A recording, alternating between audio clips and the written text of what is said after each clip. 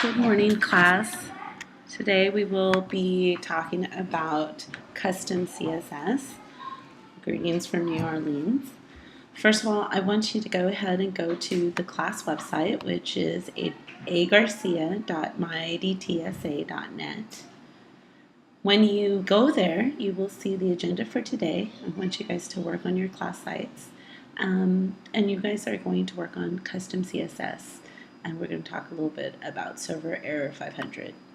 But to talk about custom CSS, you guys remember, for the ones who had me before, this beautiful list of properties and values. If you don't have it, it will be available on the portal. So please go on the portal to download this document. Okay, so by now you guys are in it. You are creating your WordPress sites. Remember, there is a front end and a back end.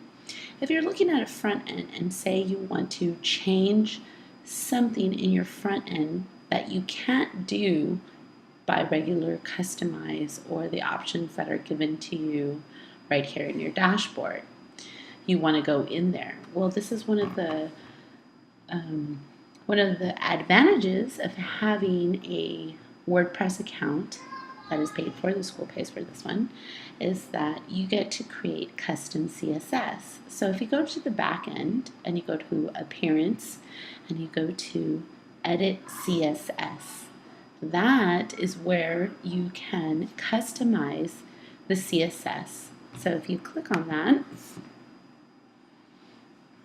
you are now in the CSS style sheet editor. As you can see on my WordPress, this is all the CSS that I have created. You guys remember CSS rules, cascading style sheet rules. These are all the CSS that I've created for the class site. Remember? Okay, so how can you do that on your site? I'm going to zoom in here for a little bit. Okay, so I'm going to go back to my front end. So on your site, you might see something that you might want to change. And one of the things that we can do is we can inspect that element so that we can change it.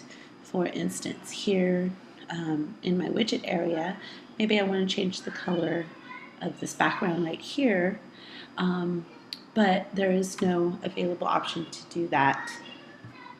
So I'm going to use custom CSS. So what I'm going to do here is I'm going to right click or control click, and I'm going to inspect element.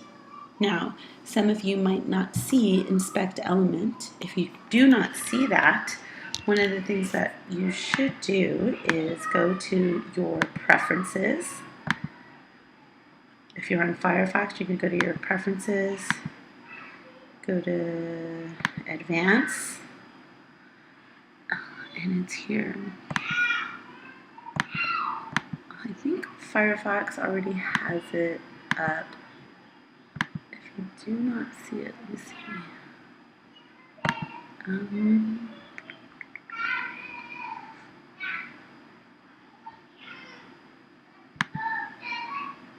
Yeah, I think Firefox will automatically let you see your options that you might have. So you can right click your area and you can go to inspect element.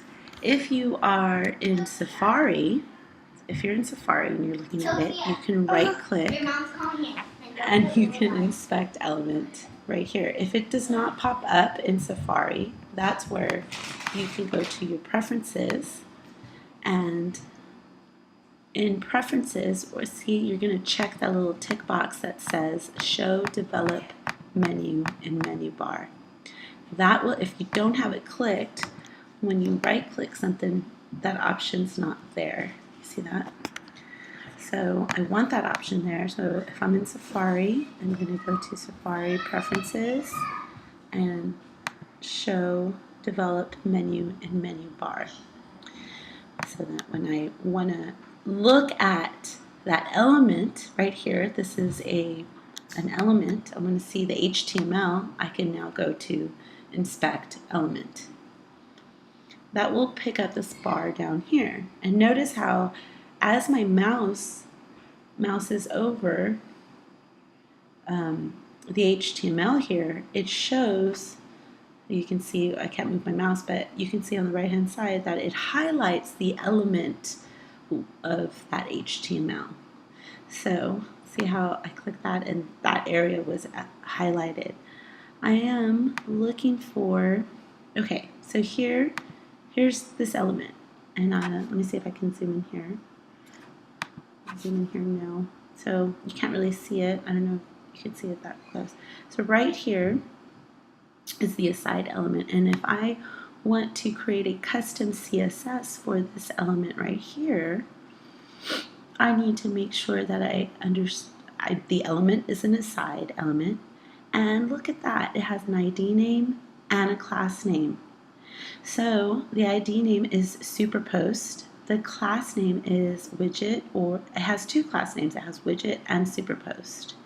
So what I can do is I can click on that element, and over here on the right hand side, it'll show me, here, let me move this up a little bit. It'll show me the rules that this theme comes with to modify that element right there. So see how my aside is selected, and over here, see the class name is a widget? Look, it's showing me the rule for that widget. And see how it says margin bottom? This does not stick. This is only showing you what rules come with the theme that you've chosen. And you can change it, but, so I'm going to change and say I put 40. And see how it changed the margin down there to 40. Or I can put back, what did I forget? I forgot my semicolon. So I can put background color, and say I put red. And so when I do that, I have changed all the widgets. Everything that has the class name widget, the background color is now turned to red. Now this is not going to stick unless you put it where? Does anybody remember? Unless you put it back in the back end in the edit theme, in the edit part.